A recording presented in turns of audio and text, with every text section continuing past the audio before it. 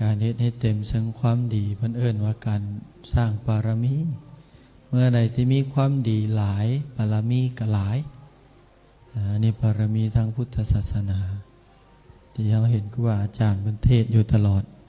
เรื่องทานเนาะทานมื้อเช้านี้เราก็ได้อยู่ขั้นต้น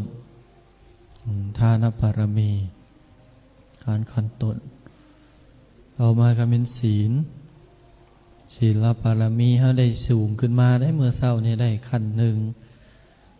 ศีลอุปปารมีละที่นี่นะศีล8ละเนี่ยขั้นกลางละได้บวชออกมาบวชเป็นชีพราหมณ์ซึ่งเป็นสิ่งที่หาได้ยากคนเฮาพอจะได้กลับมาเกิดมาเป็นมนุษย์หรือจะได้เกิดมาเป็นมนุษย์ก็ยากพอแล้วแม่นบ่เกิดมาแล้วสิได้พ่อพระพุทธศาสนาก็ยากอีกได้พ่อแล้วจะมีความเลื่อมใสในพุทธศาสนาแห้งยากตื่มบางคนพ่อพุทธศาสนาคำสอนแต่บ่มีความเลื่อมใสบ่มีศรัทธาบางคนศรัทธาแต่ว่าบ่นักแน่นสิย่างเข้ามาเงียงหูฟังพระธรรมคำสั่งสอนคำบอกคำสอนอันใดเป็นอัตอันใดเป็นธรรมแล้วนำไปประพฤติปฏิบัติก็ยากขึ้นตื่มนะแต่ว่าถ้าเฮาได้ควรภูมิใจได้ไม่ออกไม่ตู้คิดเบิงท่าไรในบ้านเฮากับ10,000บ่ฮอดบ่3,000 4,000 400เนาะ400หลังคาแม่นบ่หั่นน่ะเฮายังมีใน400นั่นเด้ที่มานี่นะ400หลังคาคิดเบิงอันคำว่าความว่าเฮาได้มันต่างหมู่ความเสียสละของเฮาซ้ำใดแม่นบ่ล่ะพระอาจารย์ว่าอยู่ตลอดผู้ใดก็มีเวียกผู้ใดก็มีลูกนะผู้ใดก็มีธุระของตนเองแต่ว่าเฮาสละมันได้โดยสิเหตุผลใดก็ตามย่องสมเสยนำอนุโมทนาบุญนำแต่เฮาเฮ็ดได้นะอันนี้ไรแต่ในบ้านเฮาถ้าเป็นในประเทศได้แห่งหลายขึ้นตื่มก็บ่แม่นทอแต่ว่ามีเฮาที่ว่าปฏิบัติมองอื่นเป็นก็เฮ็ดหลายนะแต่ว่าถ้าจะเทียบกับฝ่ายที่มักฝักใฝ่ในการปฏิบัติกับฝ่ายที่ฝักใฝ่คือออกห่างจากศีลจากธรรมนี่คือฝ่ายตัวหลังนี่หลายก่อนออกห่างจากศีลจากธรรมนี่หลายคนจะย่างเข้าหาพระธรรมคำสั่งสอนเอาตนเข้ามาประพฤติปฏิบัตินี่มีน้อยเทียบปัจจุบันทั้งโลกนี่แต่บ่แม่นแต่ประเทศเฮาหั่นแหละนะถ้าเทียบกันน้อยแต่ว่าเทียบกันนี่เห็นง่ายๆบ่ได้ติเพิ่นผู้มาหรือบ่ได้มาดอกแต่ว่าให้ฟังว่าให้เฮาควรภูมิใจที่เฮาเฮ็ดได้ในสิ่งที่คนอื่นเฮ็ดบ่ได้สิ่งที่มันยากนะทั้งที่มันบ่ได้เสียเงินเสียคำแต่ว่ามันเฮ็ดยากตัวนี้นะอันนี้เราจึงเว้าอยู่ตลอดว่าการนั่งอยู่ซื่อๆนี่แหละมันยากก็ฮอดการให้ไปเฮ็ดเวียกมันยากก็ฮอดการให้ล้มกันนั่งเห็นเจ้าของมันขี้ข้านเบิ่งมันเบิ่งแล้วมันก็ลุดไปพุ่นลุดไปพี่นะอายตนะทั้ง6แม่นบ่ตาหูดังลิ้นกายใจภายในภายนอกรูปเสียงกลิ่นรสโผฏฐัพพะธรรมารมณ์มันเป็นอย่างนั้นเพิ่นเปรียบคือกันกับสัตว์6ตัวมีสัตว์อยู่6ตัวกายของเฮาคือเสาหลักกายของเฮาคือเสาสติคือเสือกเอาเสือกไปผูกไว้ทั้งสัตว์6ตัวนะมีนกอินทรีนกนกเฮ็ดจังได๋มันอยากไปทางไหนนกบินขึ้นฟ้าสัตว์ตัวที่1 2หมาบ้านมันจะไปจังได๋มันก็อยากแล่นเข้าบ้านแม่นบ่3แล้วหมาป่ามันก็สิแล่นเข้าป่า4ขี้แค่มันเฮ็ดจังได๋จระเข้นะบ้านอาจารย์เอิ้นขี้แค่ตัวแค่นะไปไสตัวแค่อยากลงน้ำตัวแค่อยากลงน้ำตัวลิง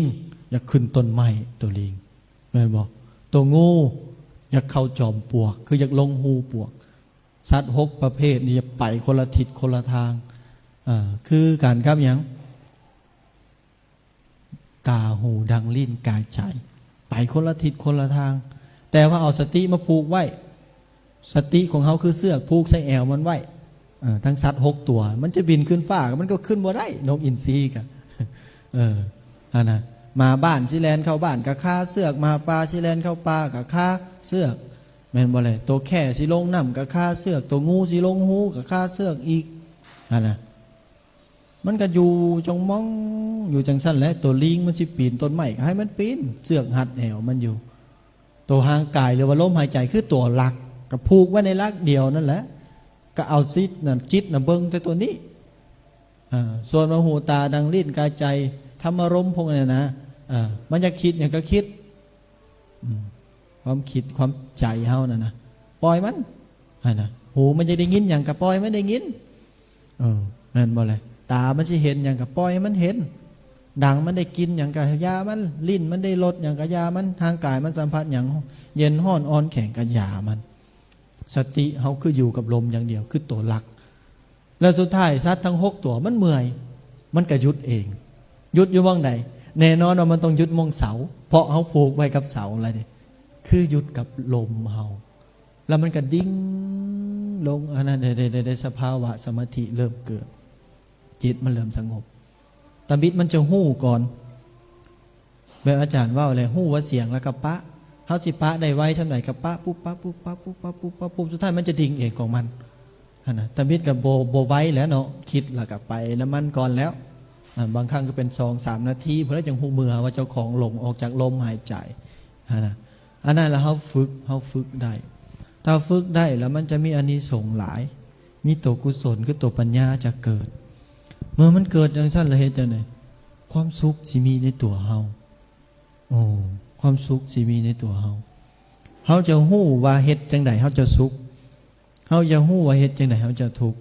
ทุกมื้อนี่โลกโซเชียลมีเดียสังคมออนไลน์หลายคนออกมาเว้ามีเงินหลายก็บ่มีความสุขเดี๋ยวนี้แต่ก่อนเขาขายเครื่องขายของมีพอออกอันนึงเราขายเครื่องอยู่ไทยไม่ออกอันนึงเราแต่ก่อนมีเงินเราคิดว่าสิมีความสุขบัดนี้เราได้หลาย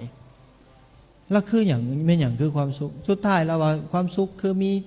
ลมหายใจตื่นขึ้นมาได้กินข้าวอยากกินก็กินอยากบ่อยากกินก็บ่กินอยากอาบน้ำก็อาบอยากแลนก็แลนอยากนอนก็นอนอยากพักก็พักซ้ำนั่นซื่อๆเราอะ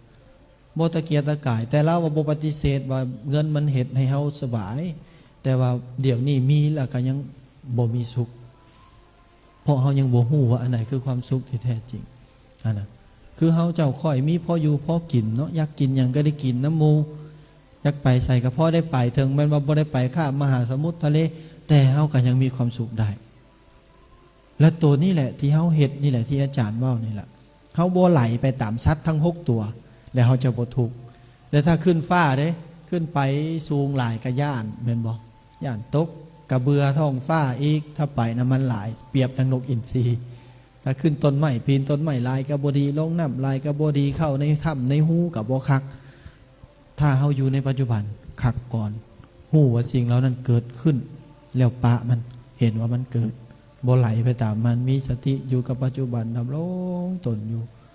เฮาจะหูว่าทางนี้สุขเนาะตัวนี้ทุกข์เนาะเฮาก็เลยประกอบแต่ความสุขแล้วก็ละความทุกข์แล้วเขาก็บ่ทุกข์หลายทุกข์น้อยมาตายไปก็ตายแบบแซ่บๆนั่นก็ดีแม่นบ่ล่ะบ่ได้ห่วงบ่ได้ก็ว่ากระวนน้ำกันนะแล้วจะคอยฝึกน้ำกันดีใจแล้วก็อนุโมทนาบุญนำแต่เฮายังพากันมาเฮ็ดอยู่ตลอดนะขอให้อานิสงส์ผลบุญที่เฮาเฮ็ดแล้วก็ทำนี่เด้อส่งผลสะท้อนย้อนกลับให้มีแต่ความสุขความเจริญปราศจากทุกโศกโรคภัยให้ได้ดังความมุ่งมั่นปรารถนาทุกสิ่งทุกประการกล่าวคืออริยญาณธรรมนิญาณิกธรรมอันประเสริฐคือมรรคผลพระนิพพานหมู่ทุกคนทุกท่านด้วยเถิด